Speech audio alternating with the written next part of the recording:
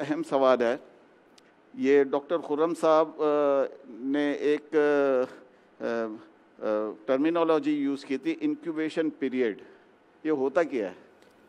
ہر infectious disease متعدی جو مرض ہے اس میں جراثیم کب باڈی میں داخل ہوتا ہے یا اس کا ایکسپوجر ہوتا ہے اور کب علامات ظاہر ہوتی ہیں، اس کا ایک پیریڈ ہوتا ہے، وہ تجربے سے پتہ چلتا ہے، وہ انکیوبیشن پیریڈ کہلاتا ہے.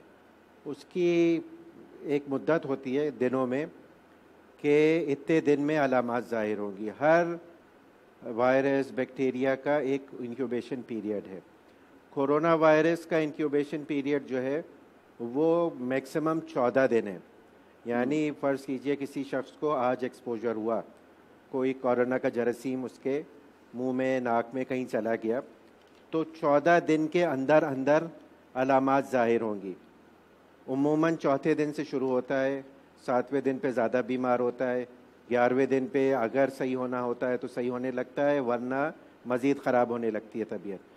تو یہ 14 دن کے بعد عموماً نہیں ہوتا، وہ اثر جو وائرس کا ہے وہ ختم ہو جاتا ہے، اور وائرس انفیکشن یوزولی نہیں کاز کرتا 14 دن کے بعد. یہ اس لیے امپورٹنٹ ہے کہ جو قرنطینہ یا کوارنٹائن کا جو پیریڈ ہے وہ اس سے ڈٹرمن ہوتا ہے کہ انکیوبیشن پیریڈ کتنا ہے. تو یہ لوگ کنفیوز ہوتے ہیں یہ 14 دن 2 ہفتے کیا چیز ہے. تو یہ میکسیمم مدت ہے، ڈیوریشن ہے جس میں مرض ہو سکتا ہے ایکسپوجر کے بعد.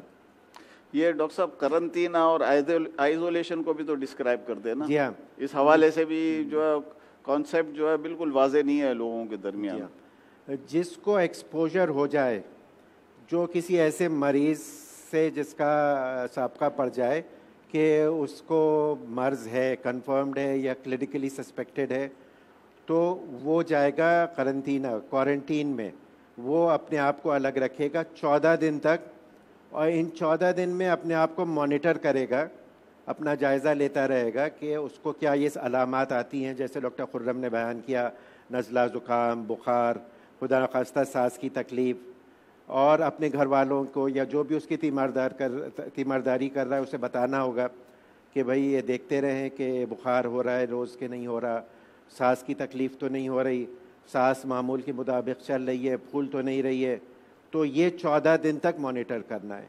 14 دن گزر گئے تو پھر یہ ہے کہ وہ آدمی کوارنٹین سے باہر نکل سکتا ہے اور لوگوں سے مل سکتا ہے. ان 14 دن میں اس کو اپنے آپ کو سب سے الگ رکھنا پڑے گا. یہ نہ ہو کہ مرض اس کے اندر کام کر رہا ہو، وائرس ملٹیپلائی کر رہا ہو اور وہ انجانے میں دوسرے لوگوں کو پھیلاتا جائے وائرس کو. تو یہ تو ہو گیا کوارنٹین.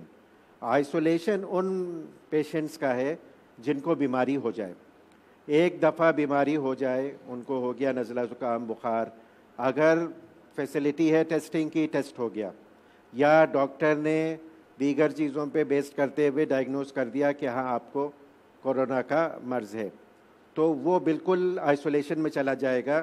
آئسولیٹ کر دیں گے اس کو، اور اس کی انٹریکشن، سوشل انٹریکشن وغیرہ ہر ایک سے الگ ہو جائے گا. اس کا رہائش الگ ہوگی، اس کے کھانے پینے کے برتن الگ ہوں گے، اس کا باتھ روم آئیڈیلی الگ ہونا چاہیے، جب تک کہ اس کی ساری علامات ختم نہ ہو جائے. اور ڈاکٹر کسی طریقے سے، عموماً 2 ٹیسٹ کیے جاتے ہیں، اس کو بتا دیں کہ نہیں اس میں اب انفیکشن ختم ہو چکا ہے. یہ آئسولیشن ہے. تو یہ ذہن میں سب لوگ رکھے کہ کوارنٹین ان لوگوں کے لیے ہے جو سسپیکٹڈ ہیں، جن کو ایکسپوجر ہو گیا ہے، اور آئسولیشن جو انفیکٹڈ ہیں ان کے لیے ہے.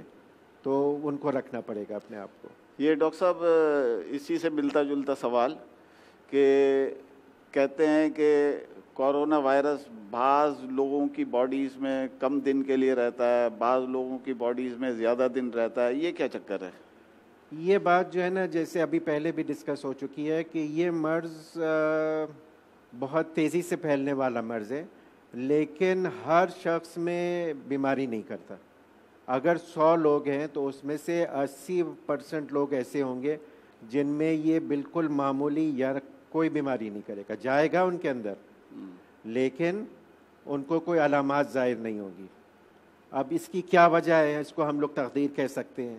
میڈیکلی اس کو ہم لوگ ایکسپلین کرتے ہیں کہ ان کا امیون سسٹم بہت اسٹرانگ ہے، ان کی جینیٹک ٹائپنگ اس طرح سے ہے کہ اس میں یہ وائرس کام نہیں کر سکتا، تو ان میں علامات ظاہر نہیں ہوتی اور وہ ٹھیک ہو جاتے ہیں۔ بعض لوگوں میں 15% لوگوں میں یہ ماڈریٹ قسم کا مرض کاز کرتا ہے، ان کو بخار بھی آتا ہے، نزلہ زکام بھی ہوتی ہے، معمولی سی سانس کی تکلیف بھی ہوتی ہے، لیکن کچھ عرصے میں، 1 ہفتے میں، 2 ہفتے میں وہ لوگ صحیح ہو جاتے ہیں۔ صرف 5% لوگ ایسے ہیں جن میں معمر حضرات ہیں، جن میں وہ حضرات ہیں جن کے کوئی انڈر لائنگ کنڈیشن ہے، ڈائبٹیز ہے، ان کو ہارٹ کی بیماری ہے، یا ان کا کینسر کا علاج ہو چکا ہے، یا ایسی ادویات پر ہیں کہ جن سے امیونٹی کم ہو جاتی ہے، اسٹیرائڈز پر ہوتے ہیں بعض لوگ، رومیٹالوجیکل کنڈیشنز کے لوگ ہوتے ہیں، کینسر کیموتھیراپی والے جو ہوتے ہیں جن کا کینسر کا علاج چل رہا ہے،